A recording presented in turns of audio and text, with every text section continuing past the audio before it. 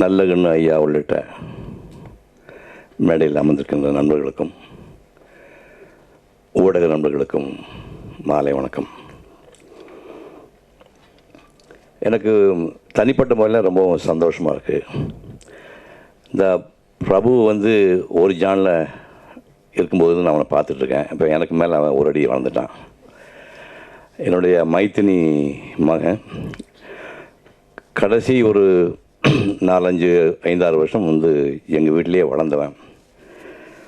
சூர்யா கார்த்திக்கு என்னுடைய குணமெல்லாம் கொஞ்சம் இருக்குது. நான் கொஞ்சம் தவறு இருந்தேன்னா பொங்கிடுவேன். நான் பொறுமையாக இருக்க மாட்டேன். எங்கள் வீட்டில் ஒரு 5 பசங்க இருக்கிறாங்க. 5 பேரில் இவன் தான் பயங்கர பொறுமைசாலி. அதாவது எனக்கு நேர் ஆப்போசிட் கேரக்டர். அவன் கோபமே வந்ததில் நான் சம்சாரம் கேட்டு பார்க்கணும். இப்போ கல்யாணமாகி ஒரு வருஷம் ஆகிப்போச்சு. அவன் கேட்டு பார்க்கணும். அவன் கோபமே வராது. அவன் கோபிச்சு நான் பார்த்ததே கிடையாது. எல்லாத்தையும் பொறுமையாக இருப்பான். எல்லாம் உள்வாங்கிக்குவான். ஒரு 8ஆம் கிளாஸ் படிக்கும்போதே பெரியப்பா எனக்கு நல்ல நாவல் இருந்தால் கொடுங்க படிக்கிறதுக்குன்னு, அந்த மாதிரி 8ஆம் கிளாஸ் பசங்கள்லாம் அப்படி படிக்க கேட்டு நான் பார்த்ததில்ல. அப்போ இருந்தே ஒரு மற்ற பசங்கள்லேருந்து வித்தியாசமாக இருந்தான். அதே மாதிரி திரைப்படத்துறைக்கு இப்படி ஒரு அற்புதமான ஒரு படத்தை துணிஞ்சு எடுத்திருக்கான். அப்படிங்கும்போது ஏன்னா அவனால் முடியும்னு எனக்கு தெரியும். அந்த படம் எடுத்துட்டான்னு தெரியும். அந்த படத்துக்கு இவ்வளோ பெரிய மரியாதையை நீங்கள் ஏற்படுத்தி கொடுத்தீங்கிறதுக்காக தனிப்பட்ட முறையில் மீடியா நண்பர்களுக்கு நான் என் மனப்பூர்வமான வாழ்த்துக்களை முதல்ல தெரிவிச்சுக்கிறேன்.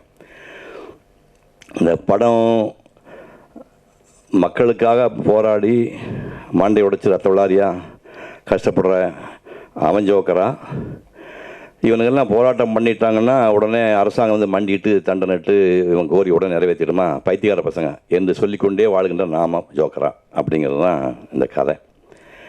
அதில் அந்த பொண்ணு ஓப்பனிங் கேட்குது, டாய்லெட்டு கூட இல்லாத வீட்டில் நான் எப்படி வாழ்க்கை நடத்த முடியும்னு கேட்குது. அதில் இங்கே எத்தனை பேர் கிராமத்தில் இருக்கீங்கன்னு தெரியாது. எனக்கு அந்த வலி என்னன்னு தெரியும். நம்ம பிரபுவுக்கும் தெரியும், ஐயா நல்லகண்ணையாவுக்கும் தெரியும். நாங்கள்லாம் கிராமத்துலேருந்து வந்தவங்க. டாய்லெட்டு நான் பிறந்ததுலேருந்து 15 வருஷம் வரைக்கும் டாய்லெட்டு பார்த்ததே இல்லை. கிராமப்புறங்களில் அந்த விளைநிலங்களில் காலையில் இருந்தோடனே செடி கொடிக்குள்ளே போயிட்டு வரதான் பழக்கம். அதில் 6 மணி 7 மணிக்கு அப்புறம் சாயந்தரம் வயிறு கராட்டா பண்ணு 8 மணி 9 மணிக்கு அப்புறம் நல்ல ஞாபகம் வச்சுக்க கரண்ட் கிடையாது, பேய் இருட்டாக இருக்கும். அந்த நேரத்தில் 8 மணி 9 மணிக்கு வயிறு புரட்டும் போது டார்ச் லைட் அவசியம் கிடையாது. இருட்டிலேயே தடவிட்டு போய் வயிற்றை காலி பண்ணிட்டு வரணும். அந்த மாதிரி காலகட்டங்களில் எங்கள் ஊர்லேருந்து ஒரு 10 கிலோமீட்டர் தூரத்தில் கரேன்னு ஒரு உருவம் உள்ள மின்னு ஒரு லைட்டோடு போயிட்டுருக்கும். அது பல நாள் பார்த்துக்கேன், சவுண்டாக வர போயிட்டுருக்கும். அது என்னன்னு ஒரு 20 வருஷத்துக்கு அப்புறம் தான் ப்ளூ மவுண்டன் அப்படி கண்டுபிடிச்சேன். ப்ளூ மவுண்டன் ரயில் மெட்ராஸுக்கு போயிட்டுருக்கு. அது அப்படி தான் போகும். ஒரு மரவட்ட பூஜைக்குள்ளே லைட் போட்டால் எப்படி இருக்குமோ அந்த மாதிரி அது ஊறிட்டு போகும். இதெல்லாம் இரவுகளை நான் பார்த்துருக்கேன்.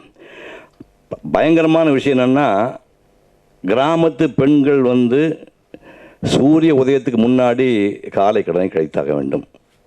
இல்லை சூரியன் அஸ்தமனத்துக்கு பிறகு தான் இருட்டுனப்போ தான் போய் ஆகணும். அது செடி கொடி தேடி போகணும். மற்ற மத்தியாவது ஆம்பளைங்க போகிற மாதிரிலாம் பெண்கள் போக முடியாது. இந்த படத்தில் ஒரு ஷாட்டு ராஜமுருகன் போட்டிருப்பான்.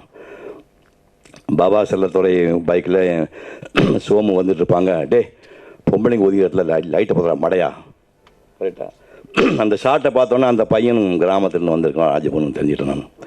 ஏன்னா கிராமப்புறங்களில் டக்குன்னு பார்த்தா அந்த 4 பேர் இவங்க பைக் வந்துருக்கும்போது முப்பட்டு வந்துருக்கும்போது 2 பொம்பளைங்க எழுந்து நிற்பாங்க.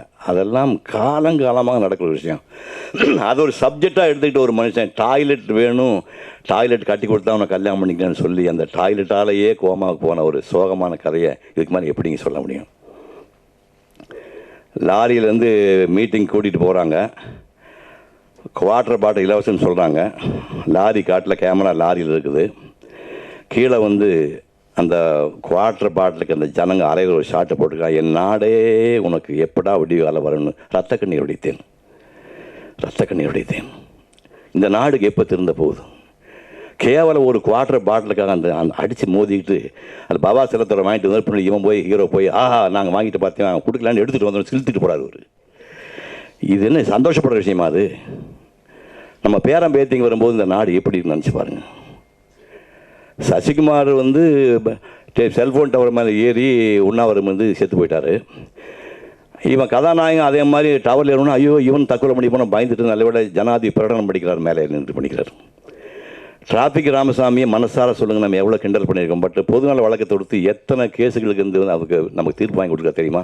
ஆனால் அந்த பார்த்தா கோமாளியை பார்த்துக்க, டிராஃபிக் நம்ம கோமாளி மாதிரி.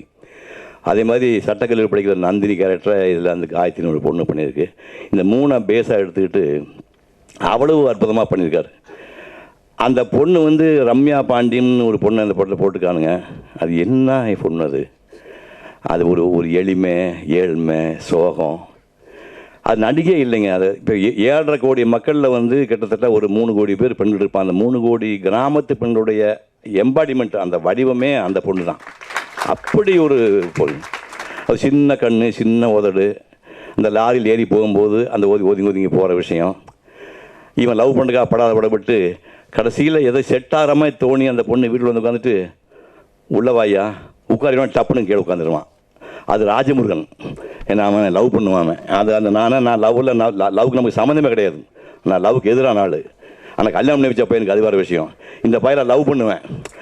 அந்த மாதிரி வந்து ஒரு ஷாட்டில் ஏன் உயிர் இருந்ததுன்னா அவன் அப்படி உட்காந்துருக்கான். அதை படத்தில் பண்ணிக்க அந்த ஷாட்டை வந்து நெகிழ்ந்து போய்விட்டேன்.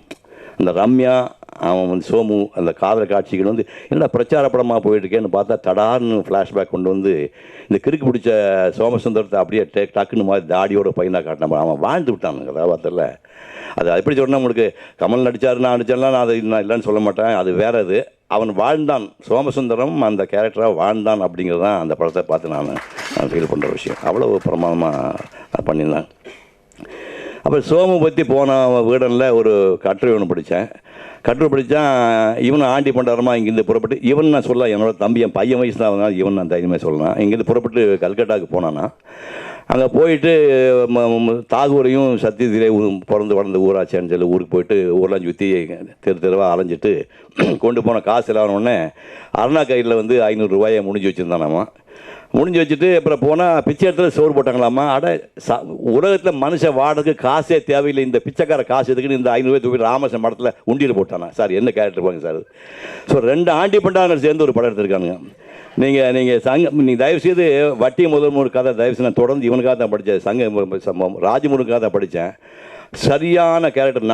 நானும் பயங்கரமாக சுற்றினா தான். சின்ன வயசில் ஓவியக்கல்வியில் வாழ்ந்த காலத்தில் நானும் போயிருக்க இந்த மாதிரி நான் போகல. அவன் அகோரிகள்னு சொன்னால் பொணந்திங்கிற ஆள், செத்து போன பொணத்திங்கிற அகோரின்னு பேர். பாலா இருக்கான, பாலாவுக்கு இவன் அண்ணன். பாலாவு வயசில் அவன் அண்ணனாக இருக்கலாம், அவன் அண்ணன்.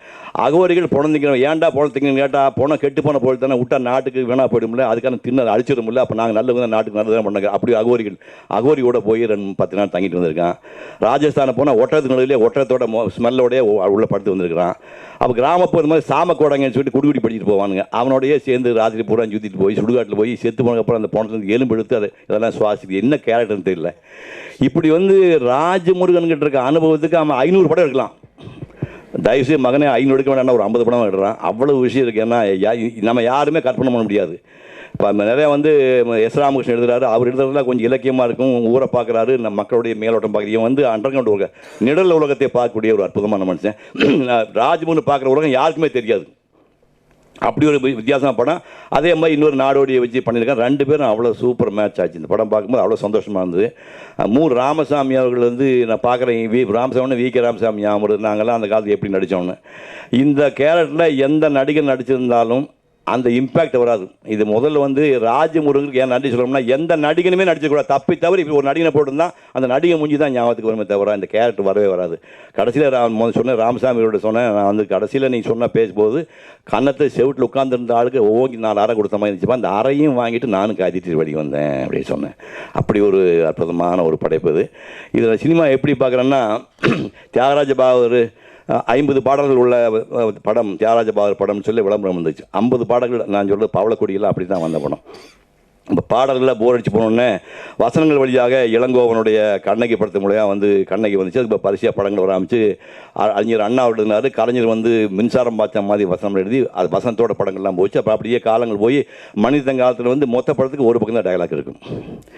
மனிதன் அவர்கள் படத்தான்னா மொத்த படத்துக்கு, ஏன்னா விஷுவல் வந்துருச்சு, சினிமா வந்து விஷுவல் வந்துடுச்சு, அந்த மாதிரி இருந்துச்சு. காலங்கள் மாறிட்டே இருக்கும். சினிமா வந்து முடிய போது முடிச்சிருந்தோம்னா பழைய சதுரங்க வேட்டைன்னு வரும், ஜிகிர் தண்டான்னு ஒரு படம் வரும், குக்குன்னு ஒரு படம் வரும், அதே மாதிரி இப்படி வந்து ஜோகன படம், இந்த மாதிரி தமிழ் சினிமா என்பது ஃபீனிக்ஸ் பறவை, இந்த மாதிரி ராஜமுருகர்கள் வந்து அந்த சினிமாவை காப்பாற்றி கொண்டே இருப்பார்கள். அனைவருக்கும் நன்றி, வணக்கம்.